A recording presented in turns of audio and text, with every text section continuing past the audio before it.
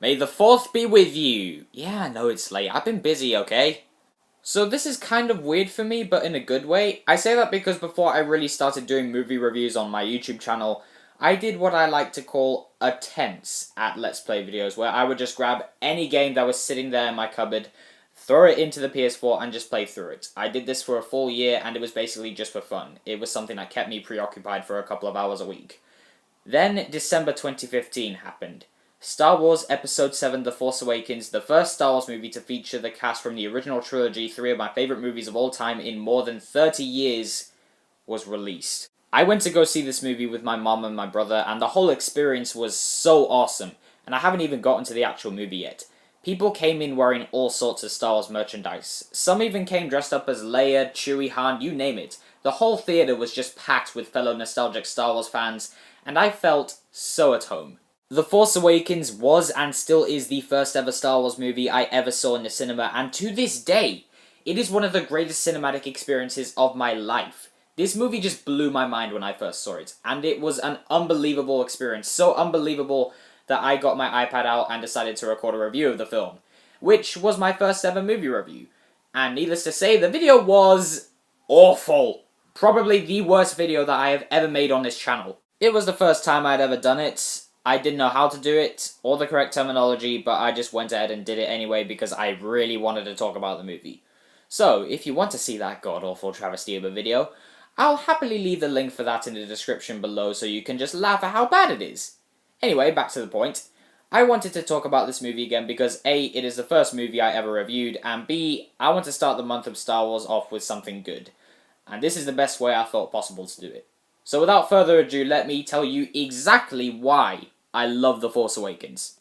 Star Wars Episode 7 The Force Awakens is a movie that has been heavily criticised for basically being a retread of 1977 Star Wars. I can understand why someone would say that. This movie does have many plotlines that are identical to plotlines featured in the first Star Wars movie. But with that said, I've never really seen that as a bad thing, for a couple of reasons.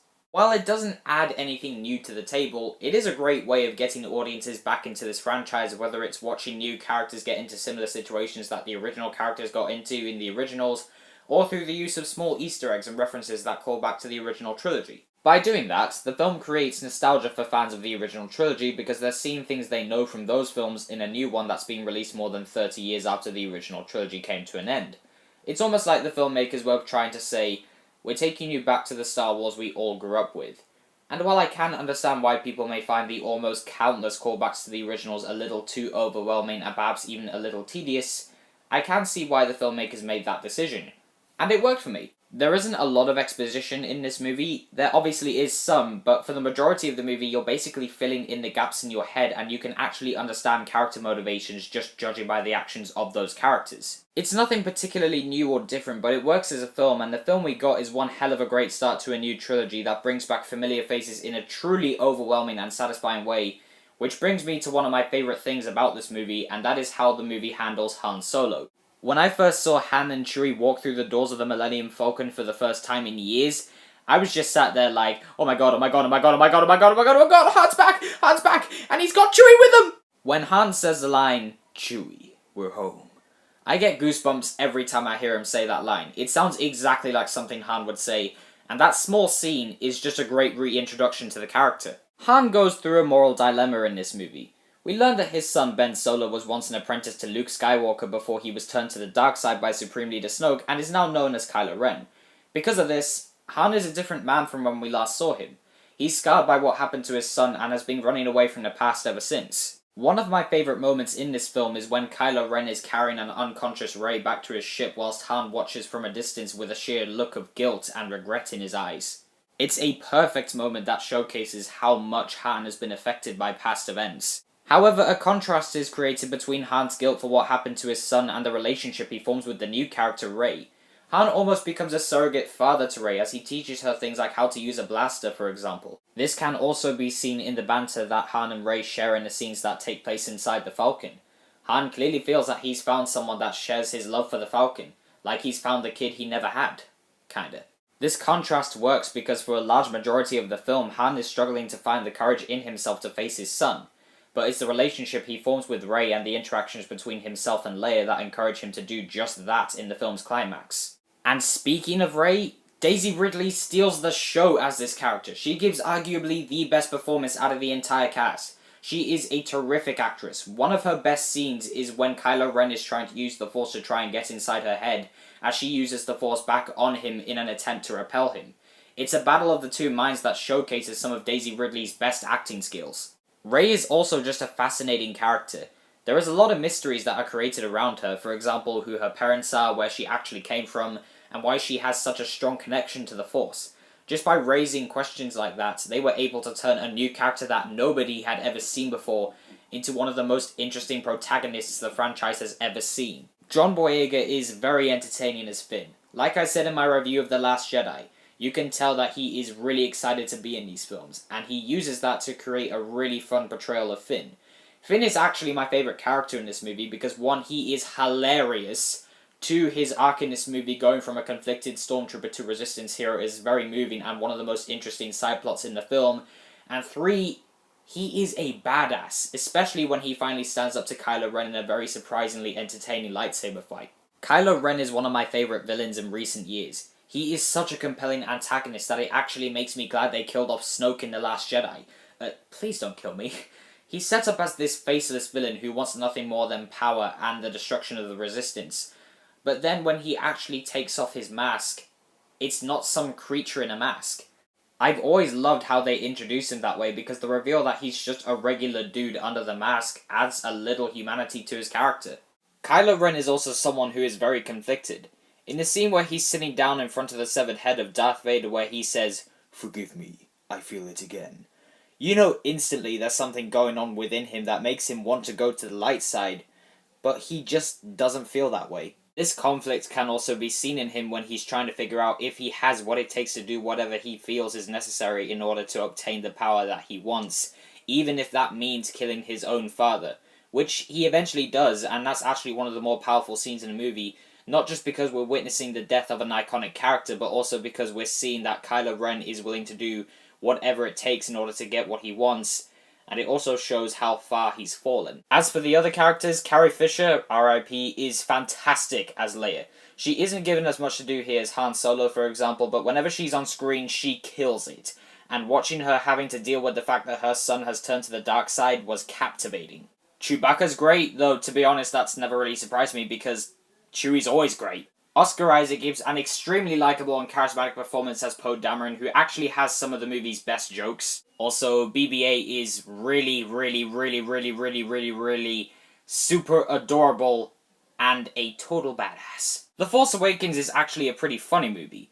Not all the jokes land, but the ones that do really stick the landing. Some good examples would be when Poe gets captured in the beginning of the film and just absolutely roasts Kylo Ren, and basically any joke that involves Finn. The action sequences in The Force Awakens are fantastic, whether you're talking about the ship-to-ship battles, the blaster fights that take place on the ground, or the awesome lightsaber duel at the end. My favourite sequence in this movie is without a doubt when Rey and Finn jump in the Falcon to escape from the First Order. From a visual standpoint, the scene is breathtaking to look at, and it's especially entertaining with the Falcon flying through this giant graveyard of Star Destroyers coupled with two characters trying to figure out how to work the Falcon whilst trying to avoid getting destroyed by TIE fighters. Is not only thrilling but entertaining from an action standpoint as well as a comedic standpoint. The lightsaber fight between Rey and Kylo Ren is also great because throughout the entire fight, Rey is basically running from Kylo Ren as he pursues her, right up until she's backed up against that cliff where she finally has a moment to dig deep and fight back against him. That was great because Rey isn't a trained Jedi at this point. She doesn't instantly know what to do. She's only just figured out that this side of her exists, so she's learning throughout the entire fight. Kylo Ren is also young and inexperienced. His training isn't even complete yet, so it's a pretty interesting take on the concept of a lightsaber duel because it's two inexperienced Force users fighting each other rather than really efficient and experienced ones. The blend between CGI and practical effects is seamless. Love or hate this movie, you cannot deny that The Force Awakens has some of the best practical effects and creature design in the whole franchise. The costumes and makeup are staggering, and the same can be said for all the puppets and animatronics that are used here. The Force Awakens is definitely a very good movie, but admittedly that doesn't mean it's a perfect movie. I do love this film to the bottom of my heart, but there are some things about this movie that I don't really like. For starters, there's John Williams' score. Now, don't get me wrong, I love John Williams. He is one of the best film score composers working today, and Rey's theme is one of the best pieces of Star Wars music ever.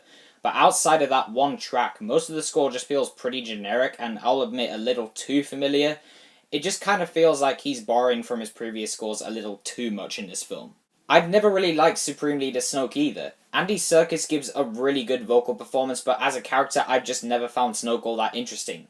He comes off as just another Palpatine, someone who wants to rule over the galaxy, and also wants the destruction of the Jedi Order. He doesn't really do much. All we get of him is a giant hologram of himself sitting on a giant throne ordering Kylo Ren to do things, and not really furthering the plot in any way. His visual effects aren't that great either. It's the only visual effect in this film that is noticeably bad. I know this is something that has been said many times before, but they completely wasted Phasma in these movies. She was set up to be a really cool character, with J.J. Abrams even saying that she was his favourite character, but she does almost nothing in this movie. You could actually cut her out of the movie entirely, and the film would still flow exactly the way it did even when she was in it.